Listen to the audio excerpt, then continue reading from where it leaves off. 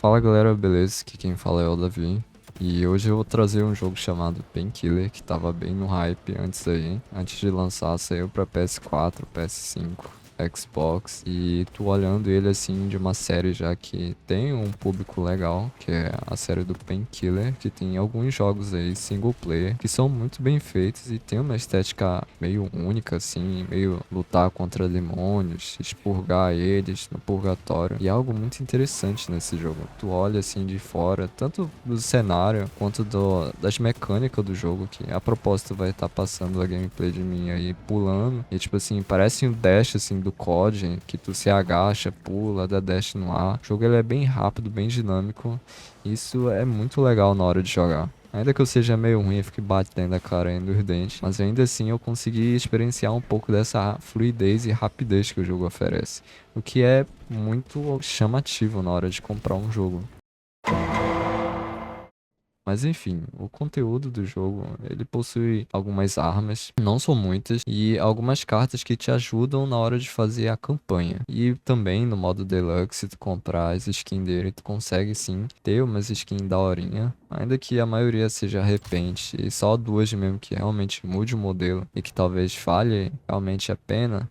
Ainda assim, se for pra comprar ele, talvez só em promoção mesmo, porque a DLC em si isolada são caras demais, simplesmente por mais skin que não tem muita diferença e que sinceramente dentro do jogo tu não vai conseguir admirar ou experienciar. No máximo que tu vai ver é só a luva dos bonequinhos, que são muito parecidas com a skin base também. Mas enfim, nesse jogo ele tem 4 personagens, ainda que só dê pra jogar com 3, o que eu acho que é um ponto negativo. Se for pra fazer um jogo cooperativo, que faça logo com 4 lugares, até porque a maioria dos jogos cooperativos eles sempre fazem em squad, e eu não entendi do porquê motivo eles fizeram com 3.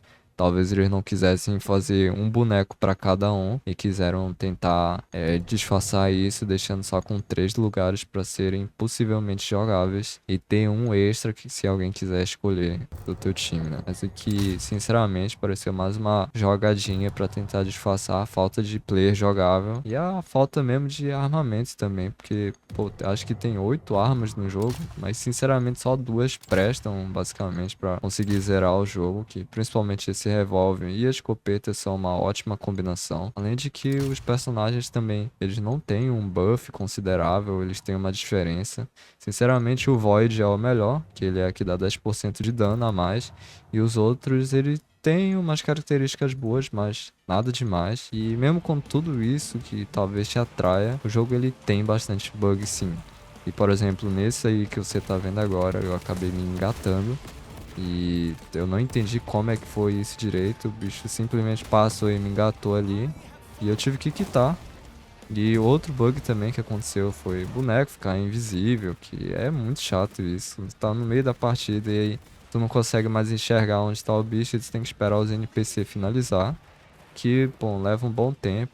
Além de que se tu estiver jogando multiplayer com teu parceiro ali, ou mesmo com o bot, simplesmente cai a conexão e reseta tudo. E assim, também tem bugs visuais, como esse, por exemplo, que aconteceu. Eu peguei o barril, ele cresceu na minha tela. Eu me assustei um pouco. E fora que também a AI do jogo não te ajuda muito. Tem hora que ela serve, mas tem hora que ela também não serve. Como por exemplo essa, tava ali sozinho e acabou que os dois bots me largaram ali e eu morri pro bicho aí ruim, que eu nem sei o nome pra falar a verdade. Estou no clube, estou no clube.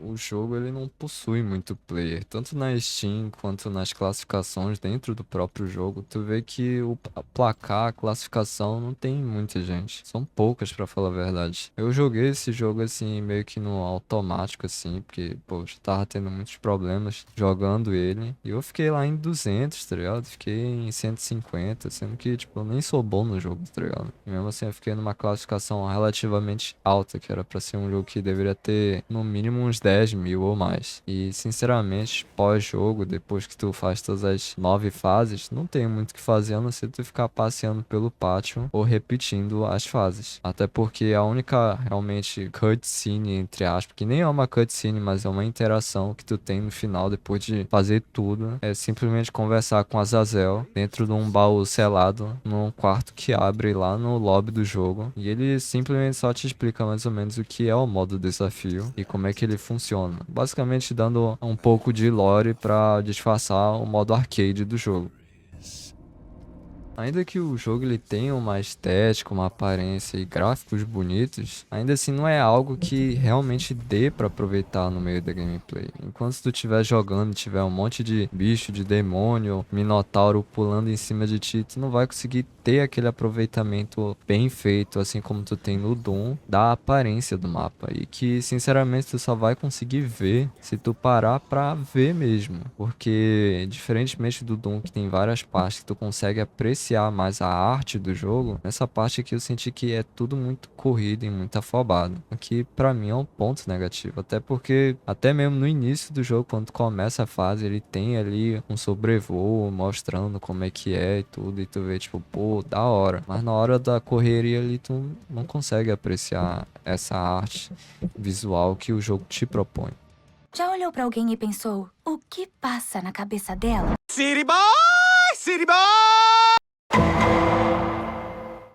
E um dos pontos negativos também que eu achei nesse jogo é que por ele ser muito intenso, é bem difícil jogar no controle, né? A não ser que tu seja muito bom. E eu sinceramente, assim, eu só jogo o jogo assim que é mais lento, como por exemplo Resident Evil, que tu tem mais tempo de mirar, do que por exemplo Doom ou jogos assim mais frenéticos no controle, que é realmente bem difícil de conseguir mirar. Mas eu acho que isso é mais um skill issue do que um problema do jogo em si. E sinceramente, pra mim, as partes que foram mais memoráveis e realmente que eu me diverti, assim, foram as partes das boss fights, que são realmente muito criativas, assim. A estética por trás do bicho chegando, do bicho morrendo, são muito bem feitas. Até porque a trilha sonora também dá um tchan, ela fica diferente e parece que o jogo ele dá um clímax legal pra boss fight. Que, entretanto, enquanto você tá fazendo as fases antes da boss fight, são bem chatas e repetitivas. Que, por exemplo, pô, tu tá vendo aí eu enfrentando o Urubor, que é literalmente urubu, é um urubu voante com uma estética de dragão aí. Mecanicamente não seja difícil a boss fight, eu tava jogando aí na dificuldade difícil, eu não tava jogando na insana, né, que é a mais difícil de todas. Eu simplesmente não gostei, mas assim, jogando na mais difícil é bem acessível e bem fácil assim de matar o bicho.